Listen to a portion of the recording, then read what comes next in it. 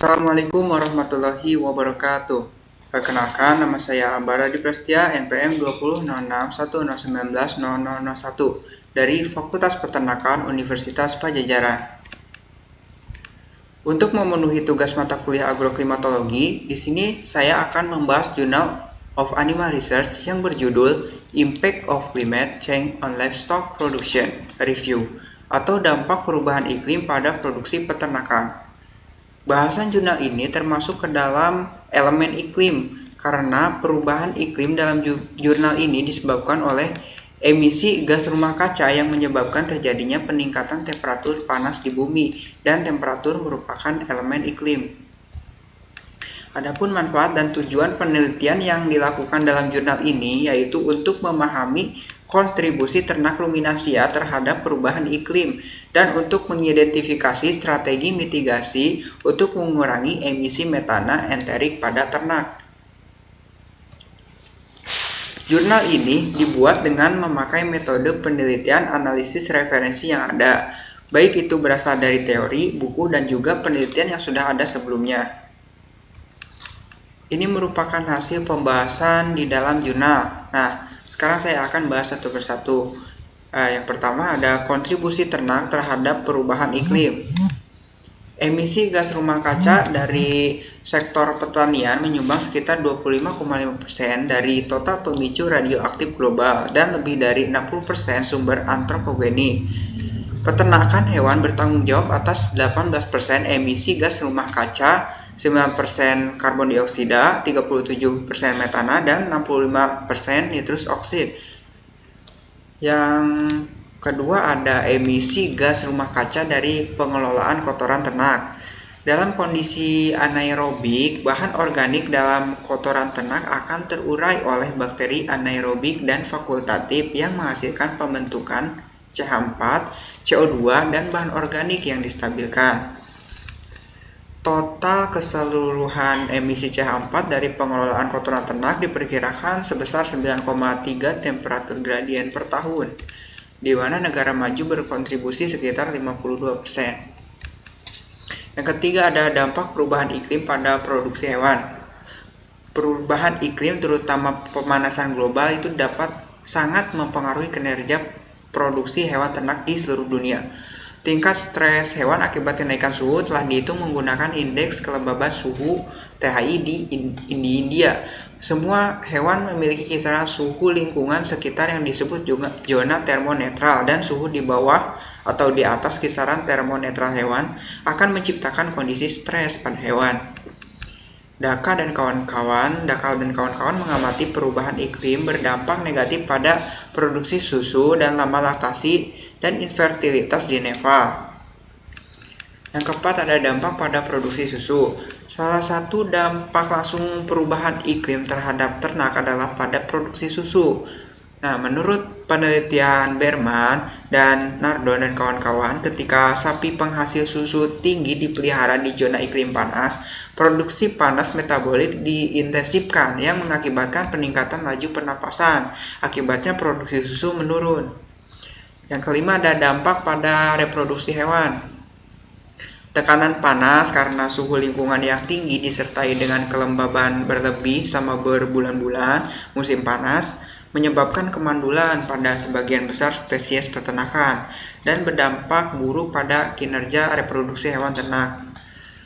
Proses reproduksi pada hewan jantan sangat sensitif terhadap gangguan hipertermia dengan konsekuensi yang paling menonjol adalah berkurangnya kuantitas dan kualitas produksi sperma serta penurunan kesuburan. Yang keenam ada dampak pada ketersediaan pakan ternak. Perubahan iklim mempengaruhi produksi ternak dengan mengubah kuantitas dan kualitas pakan yang tersedia untuk hewan. Kekeringan dan variabilitas curah hujan yang ekstrim dapat memicu periode kelangkaan pakan yang parah, terutama di daerah lahan kering dengan efek yang menghancurkan populasi ternak. Yang ketujuh ada dampak pada kesehatan ternak.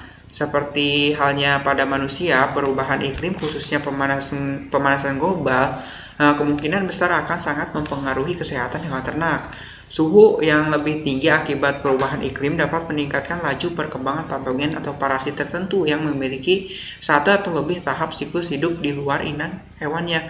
Perubahan iklim dapat membawa perubahan substansial dalam distribusi penyakit dan wabah. Wabah penyakit parah dapat terjadi pada populasi hewan yang sebelumnya tidak terpapar. Selanjutnya, yang ke-8 ada dampak pada keanekaragaman hayati. Keanekaragaman hayati akan menurun lebih cepat karena ekosistem darat dan perairan rusak. Spesies eksotik dan yang berbahaya akan semakin banyak.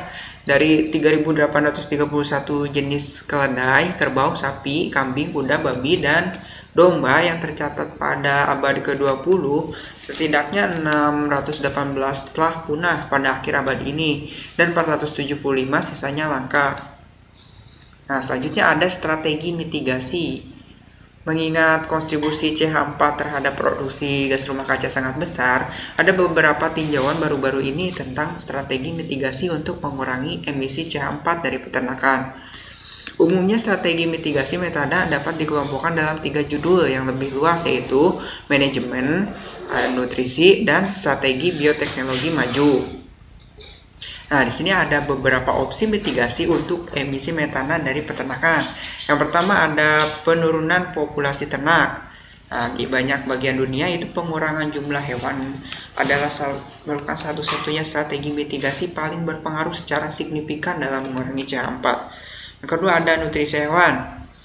Ada sejumlah teknologi nutrisi untuk peningkatan efisiensi rumen seperti manipulasi diet, inhibitor langsing, aditif pakan, penambahan propionat, pengoksidasi metana, probiotik, defaunasi, dan hormon. Manipulasi makanan melalui peningkatan pakan hijau menurunkan produksi metana 5,7%. Nah, yang ketiga ada manajemen pemberian pakan yang lebih baik.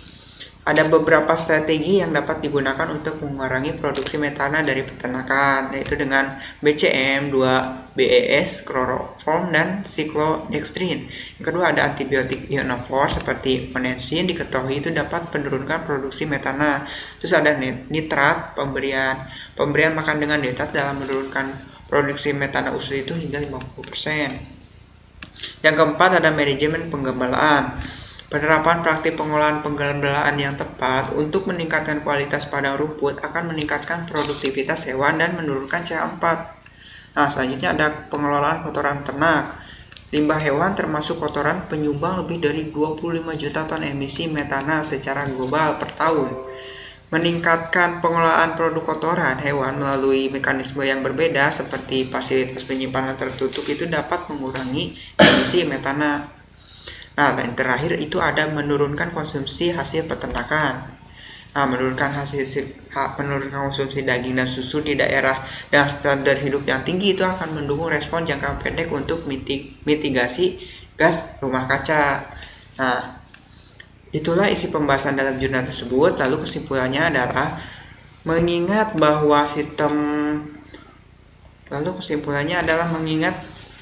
bahwa sistem produksi peternakan peka terhadap perubahan iklim, dan pada saat yang sama menjadi penyumbang fenomena tersebut, maka perubahan iklim berpotensi menjadi tantangan yang semakin berat bagi pembangunan sektor peternakan.